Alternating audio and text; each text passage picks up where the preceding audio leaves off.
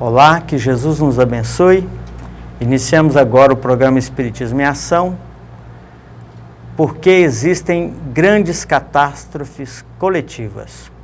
Como a doutrina espírita vê as calamidades que vitimam um determinado grupo de criaturas? O tema do programa de hoje é desencarnes coletivos.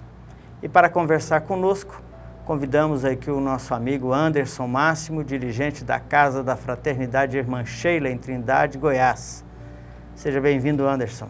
Muito obrigado, Renato. Muito obrigado a todos os telespectadores do programa Espiritismo em Ação. Anderson, para iniciarmos, nós gostaríamos de saber, a morte é o fim de tudo? O que representa a morte? Renato, a morte é uma mera passagem para a nossa verdadeira vida, a vida espiritual. A doutrina espírita, a doutrina dos espíritos, veio matar a morte. Nós somos espíritos eternos e uma viagem muito rápida através da nossa encarnação, através da vida corpórea, que nossa vida de 60, 70, 80 anos. Então a morte, ela não existe. Muito bem, sabemos que a morte não é o fim. O que encontraremos quando, então, nós desencarnarmos? Estamos no planeta Terra, a nossa grande escola, a escola da nossa alma, e aqui é um grande aprendizado. A nossa encarnação, ela é a escola da nossa melhora íntima. Assim que desencarnarmos, retornarmos para a pátria espiritual, através da morte, nós encontraremos tudo aquilo que somos. Um plano espiritual ativo, intenso, e seremos o que plantamos aqui no planeta, com as mesmas qualidades, com as mesmas virtudes e até mesmo os mesmos defeitos. É apenas um retorno à nossa pátria de uma viagem de aprendizados que fizemos ao planeta Terra. Na verdade, não há salto, não há grande diferença daqui, a não ser uma condição de estágio, de ser um estado físico para o estado espiritual, Surgiu para todos nós a necessidade da reencarnação, porque ainda estamos em imperfeições. Se estamos encarnados, o nosso objetivo é a nossa melhora. A lei da evolução é uma fatalidade. Nós caminharemos um dia para sermos seres perfeitos. Então, nessa escola que estamos, aprendendo, equivocando, lutando para a melhora coletiva do planeta, e assim que dermos por encerrada essa passagem terrena, voltaremos então para a nossa vida espiritual e que com certeza tomara que com bons frutos, cumprindo o nosso dever, cumprindo a nossa melhora. Muito bem, Anderson. Nessa esteira de raciocínio, nós gostaríamos de saber se é possível nós sabermos quando iremos desencarnar. Como que nos preparamos para esse desencarne?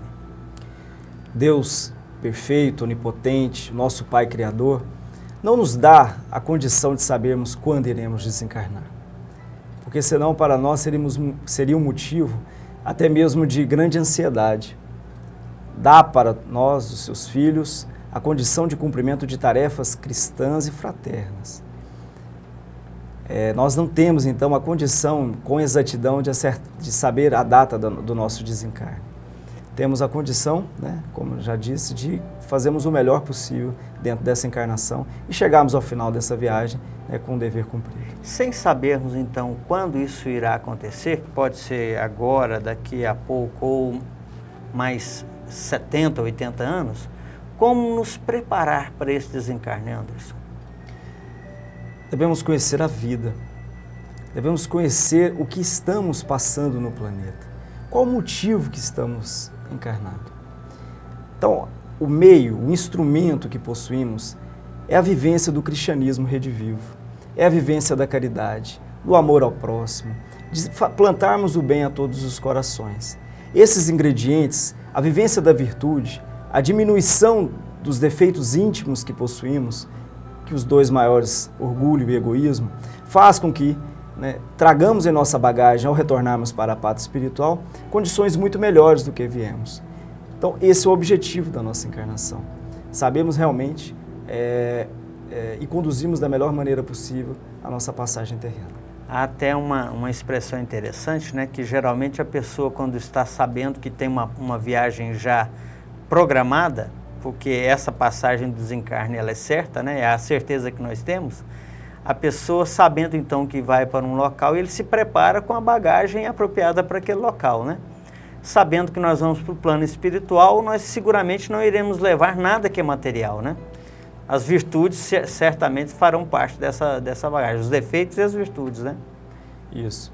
Como dito, a doutrina espírita ela veio matar a morte, ela veio quebrar o materialismo, veio trazer para todos nós a clareza de que a nossa passagem, nós temos uma pluralidade de vidas. E o Dr. Bezerra de Menezes, em suas obras, diz claramente que, por exemplo, as dores, as doenças, né, elas possibilitam a elevação da nossa alma. Então, a pessoa que vai desencarnar por senilidade, já, né, com uma encarnação avançada, por doença, via de regra é um momento de dizer, eu poderia ter feito melhores coisas, eu poderia ter plantado frutos melhores, né? E, de repente, o trem passou. Nós devemos, então, aproveitar todos os momentos para fazer o bem que está colocado à nossa disposição e plantarmos os melhores frutos possíveis na nossa caminhada terrena. Muito bem, nós vamos, então, para um breve intervalo e já voltamos. Continue conosco.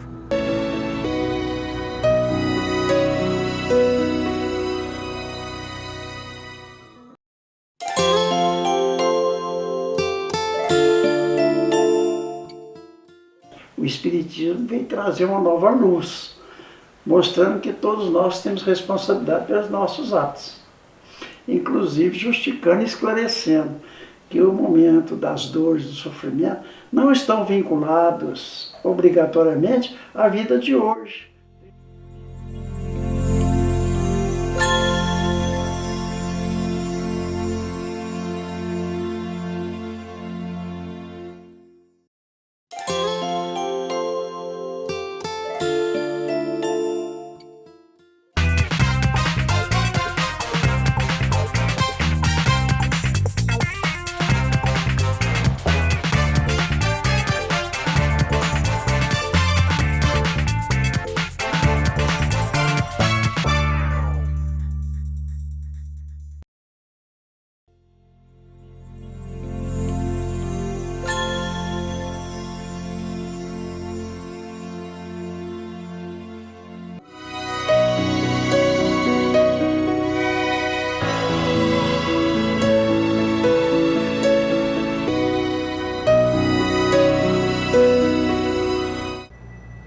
Voltamos com o programa Espiritismo em Ação, falando hoje sobre desencarnes coletivos. A presença do nosso amigo, irmão Anderson. Anderson, sendo os desencarnes coletivos acontecimentos que são carregados de muita comoção social, qual é a justificativa deste tipo de acontecimento e por que Deus permitiria que isso acontecesse, na sua visão, ou na visão espírita? O desencarne é um processo natural. O desencarne coletivo, de fato, gera comoção, gera muita dor, porque justamente não estamos preparados para a separação corpo-espírito. Deus, na sua sabedoria, desde a gênese planetária, sempre acontecem os cataclismos, os fenômenos geológicos, as tragédias, faz parte do processo evolutivo do planeta Terra. E é anunciada a chegada de uma transição planetária, uma transição em que nós já estamos mergulhados nela, onde a Terra sairá do processo de provas e expiações, dentro do seu processo de evolução planetária, e se tornará um planeta, né, de regeneração. E dentro desse processo há a transição planetária, carregada, sim, de dores individuais, dores coletivas. No livro Obras Póstumas, Kardec nos diz que individualmente nós carregamos as nossas provas, carregamos as provas familiares e carregamos as provas como cidadãos. Então nós temos três situações distintas. E como vivemos dentro da lei da ação e reação, ou seja, o que fazemos, vamos colher, né? Necessariamente, tudo de bem que fazemos nós também colheremos e, infelizmente, tudo de mal também colheremos. A sociedade, então, seria vista como um organismo vivo que tem os seus compromissos coletivos também. Sim. Então, gerações de sociedades que têm compromissos kármicos, às vezes reencarnam para resgatar graves compromissos do passado. Ainda bem que temos o manto do esquecimento para não sabermos o que fizemos de equívocos. apenas cometemos os equívocos. Mas Deus nos cobre com o manto do esquecimento, com o manto da fraternidade, com o manto do amor ao próximo, para que juntos caminhemos para essa melhora. Muito bem. Quais as consequências desses acontecimentos para a sociedade de um modo geral? Esses espíritos ali reencarnados, vitimados dessas catástrofes coletivas. Nenhuma morte acontece sem autorização de Deus, à exceção do suicídio. A consequência, né, para toda a sociedade é da grande comoção. E a espiritualidade, Deus, na sua sabedoria plena, retira dessa comoção um momento de melhora interior de todos, da própria sociedade. Reflexão, saber que acima da matéria existe algo superior, que é a vontade divina, que é a condução de Deus sobre todos nós. Trazer para o homem o esclarecimento de que fazemos parte do processo, mas somos apenas agentes. Não tem capricho divino aí, né? De modo algum. E dentro das grandes catástrofes, das grandes calamidades, o homem exercita a sua fraternidade. A dor do próximo começa, né, a transcender a dor geral, a dor coletiva. Então, sensibiliza, põe-nos a refletir em razão do que nós estamos fazendo com a vida, né? Qual que é o sentido exato dela, né? Porque, sem dúvida nenhuma, essas tragédias fazem com que os seres racionais, como todos nós somos, façam essa reflexão, essa catarse, né? De avaliar o que tem sido feito para que a gente pudesse se preparar para um momento como esse. Seria a reencarnação dentro da própria reencarnação. Nós estamos vivendo uma vida e, de repente, dentro desses exemplos, dentro dessa mudança, né, de dor, nós construímos um novo eu, um novo íntimo, a nossa grande transformação interior. Costumo dizer que é a reencarnação dentro da própria... um renascimento de ideal, uma mudança de vida, de rumo, né? Jamais, Renato, tratar esses desencarnes coletivos questionando Deus, né, com desespero, trazendo aflições para as pessoas. Nós devemos ser obedientes aos desígnios superiores, resignados, entendermos que acima de qualquer vontade individual existe uma vontade soberana que é a vontade divina. E nem tratar isso também como forma desdenhosa, já que está no desígnio de Deus, vamos deixar correr como está. Na verdade, nós devemos também agir como o previdente, que se tiver condição de evitar, de socorrer, de aliviar a dor das vítimas, né?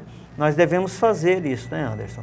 Nessa condição, esse socorro, a sociedade está agindo e sempre age da melhor forma possível, com toda a mobilidade, com a movimentação da sociedade em socorro dessas vítimas. No plano espiritual também há esse tipo de atendimento? Há esse tipo de atendimento. Como o plano espiritual não trabalha com improviso, trabalha sim com as autorizações, né, de Deus, eles anteveem muito essas catástrofes e se preparam para o recebimento desses espíritos, desses companheiros que desencarnam coletivamente. Então, assim que eles desencarnam, são recebidos nas colônias, nos hospitais espirituais e recebem o tratamento necessário. Óbvio que cada um de acordo com a sua evolução íntima. Cada um é uma individualidade, cada companheiro desencarnado num desencarne coletivo tem a sua qualidade, então receberá o tratamento de acordo com a sua necessidade. Mas o plano espiritual é sábio e jamais Deus deixaria um filho desamparado, aflito e descoberto do seu tratamento. Interessante que a gente faz um raciocínio, um desenvolvimento de uma ideia, que, como nós havíamos dito no bloco anterior, essa é a certeza que nós temos da vida, né? Que nós vamos chegar ao final dessa encarnação. E é interessante como a sociedade não se prepara, como se esse fato não fosse acontecer, né? A morte é uma fatalidade. Se nós vamos desencarnar, talvez de maneira coletiva, abrupta, ou enfim, de qualquer forma, é uma fatalidade. Quando nós encarnamos, nós recebemos um bilhete invisível, é uma viagem que nós vamos realizar, que é o nosso retorno à pátria espiritual. Nós precisamos nos preparar para esse retorno, né? E estudar, aprender, entender que o lado espiritual é o lado mais importante que nós temos. É a vida primitiva, né? A vida primária, é aquela que realmente é a nossa vida. Nós somos espírito e não corpo. Muito bem, nós iremos para mais um intervalo e já voltamos com o Espiritismo em Ação.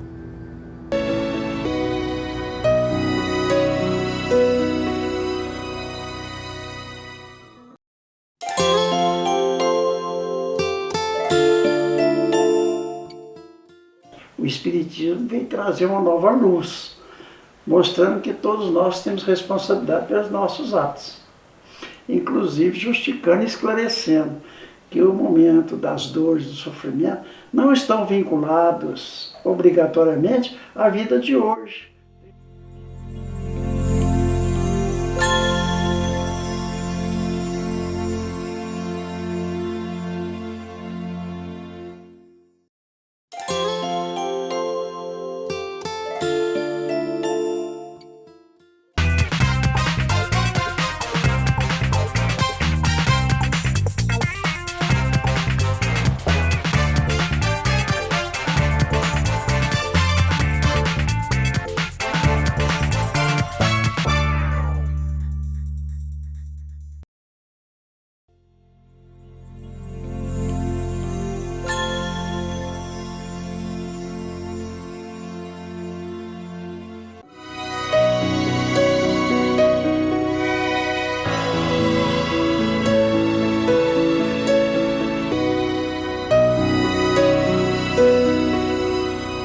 Estamos de volta com o programa Espiritismo em Ação, conversando sobre desencarnes coletivos.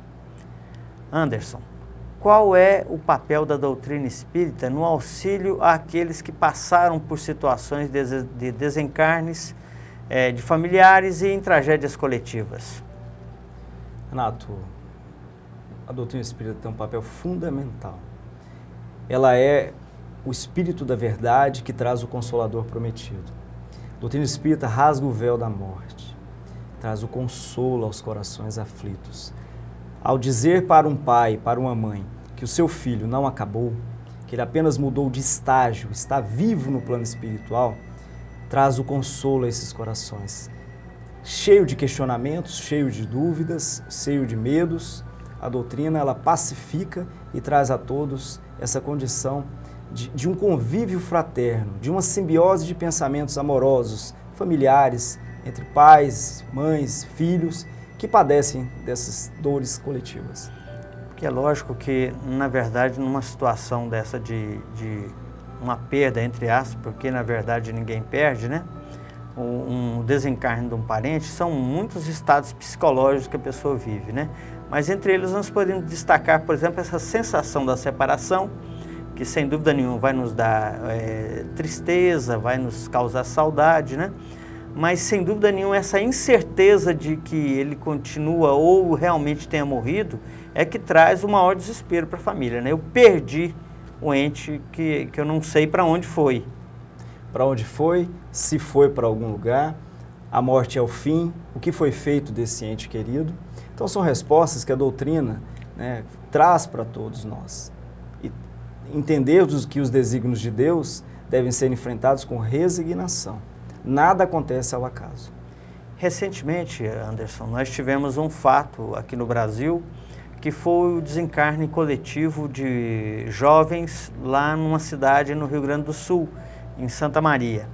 E esse fato, sem dúvida nenhuma, causou uma grande comoção nacional e internacional, foi noticiado por todos os veículos, né, da grande mídia mundial, e nós tivemos logo em seguida a realização de um conclave espírita, de uma confraternização que foi a Concafras PSE naquela região, a confraternização das campanhas de fraternidade Alto de Souza. Você esteve lá presente.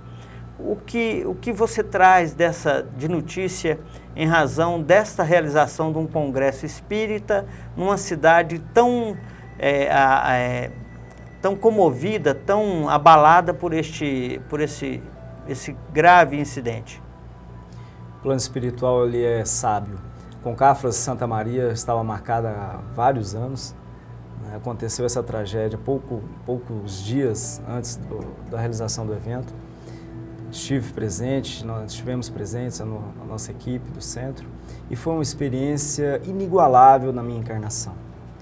Poder vivenciar a prática espiritual, a prática espírita, do consolo, do atendimento às dores das famílias, de poder levar a luz do Evangelho do nosso Senhor Jesus Cristo, do cristianismo redivivo, àquelas famílias que lá estavam. Então o evento foi coberto, né, de muita paz, de muita harmonia, um ambiente fraterno.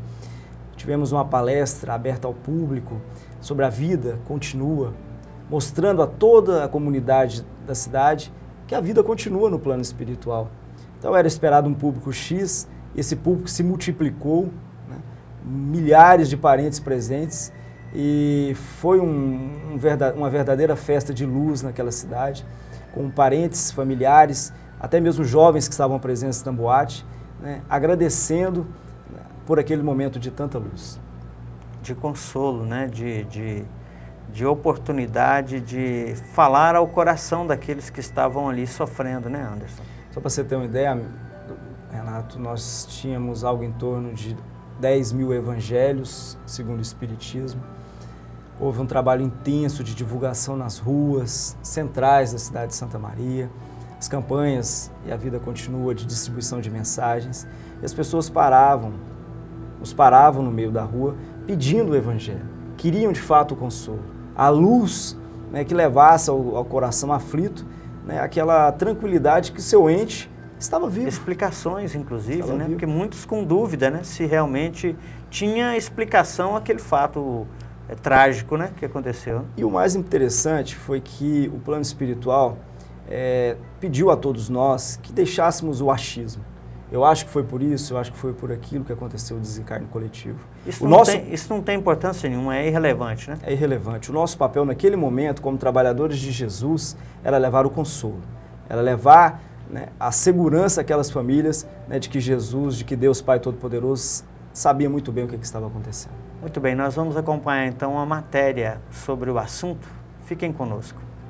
No dia 27 de janeiro de 2013, acontece em Santa Maria, no Rio Grande do Sul, um dos maiores desencarnes coletivos ocorridos no Brasil, o incêndio da Boate Kiss.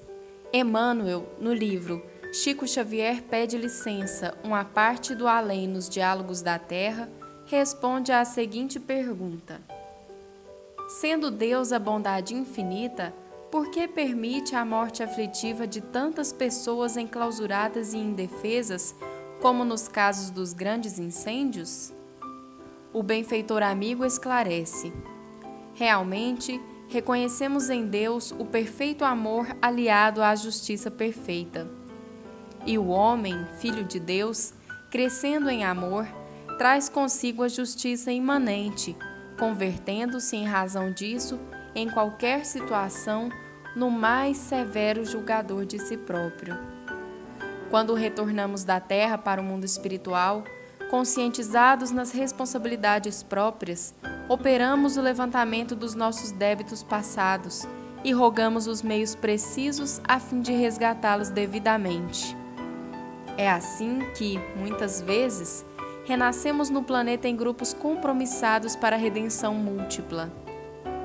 De todas as calamidades da Terra, o homem se retira com mais experiência e mais luz no cérebro e no coração, para defender-se e valorizar a vida. Não nos esqueçamos, porém, de que nunca estamos sem a presença da misericórdia divina junto às ocorrências da divina justiça, e que o sofrimento é invariavelmente reduzido ao mínimo para cada um de nós, que tudo se renova para o bem de todos e que Deus nos concede sempre o melhor. Os caravaneiros da 57ª Concafras PSE, Confraternização das Campanhas de Fraternidade Alta de Souza e Promoção Social Espírita, levaram a Santa Maria o consolo através de palestras públicas, entrega de mensagens, distribuição de evangelhos e a conversação fraterna com as famílias dos jovens envolvidos no incêndio, abordando o tema E a Vida Continua. Assim, a doutrina espírita, plena de amor e luz, vem revivecer os ensinos do Cristo, levando o alento aos corações sedentos de consolo através do lema: fora da caridade não há salvação. Anderson, qual deve ser a postura do espírita diante desses desencarnes coletivos e o que a casa espírita pode oferecer? Ela está preparada para esse tipo de ação? Nossas casas espíritas devem se preparar para a coletividade que está chegando. O nosso papel é de levar o consolo, o esclarecimento. de possibilitar a esses parentes ou a qualquer companheiro aflito, né, necessitado, né, de consolo, os elementos necessários para que ele possa superar este momento. Através da prática da caridade, através da vivência do amor ao próximo. Então, as nossas casas devem se preparar para as coletividades, já é anunciada a coletividade, as dores coletivas estão se avolumando e a Casa Espírita é o pronto-socorro das almas. Muito bem. Nós agradecemos então a presença do Anderson conosco aqui no estúdio, convidando vocês para assistirem conosco outros programas do Espiritismo em Ação, acessando o site www.ocentroespírita.com e sabendo mais informações a respeito do tema. Até um próximo programa, fiquem conosco.